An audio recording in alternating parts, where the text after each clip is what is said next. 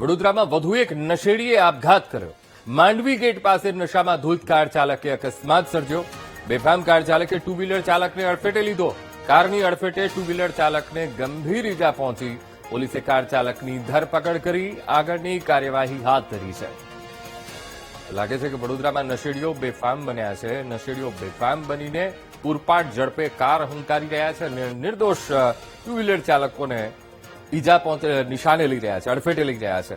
તો વધુ એક માંડવી ગેટ પાસેની આ ઘટના છે કે જ્યાં એક નશેડી કાર ચાલક એ બેફામ બન્યો અને એક ટુ વ્હીલરને અડફેટે લીધું. આજ મુદ્દે સંવાદદાતા માનુ ચાવડા ફોન લાઈન પર જોડાઈ ગયા છે. માનુ, વધુ એક નશેડીએ અકસ્માત સર્જ્યો છે માંડવી ગેટ પાસે. શું કાર્યવાહી, માનુ? અંકુર, આ મોડી રાત્રે અકસ્માત થયો છે. નશો કરી અને કાર ચલાવી અને ત્યારબાદ અકસ્માત થયો છે. માંડવી ગેટ પાસેની ઘટના છે. સ્કૂટર ચાલક ગંભીર રીતે ઘાયલ થયો છે અને સારવાર માટે હોસ્પિટલ ખસેડવામાં આવ્યો છે. સિટી પોલીસે ઘટના સ્થળે પહોંચી અને કાર ચાલકની અટકાયત કરી છે. એની સાથે એક વ્યક્તિ બેઠો હતો, એની પણ અટકાયત કરી છે. અત્યારે પોલીસ પૂછપરછ અને કાર્યવાહી કરી રહી છે. પરંતુ મોડી રાત્રે નશો કરી એના કાર ચલાવવાના કારણે અકસ્માત સર્જાયો. એના કારણે લોકોના ટોળા એકત્રિત થયા હતા. લોકોમાં આક્રોશ પણ હતો કે નિર્દોષ લોકોનો નશેડીઓ જીવ લઈ રહ્યા છે, ત્યારે કાર્યવાહી થવી જોઈએ એવી પણ લોકો માંગ કરી રહ્યા છે. જી બિલકુલ માનુ, સમગ્ર માહિતી સાથે જોડાવા બદલ આપનો આભાર.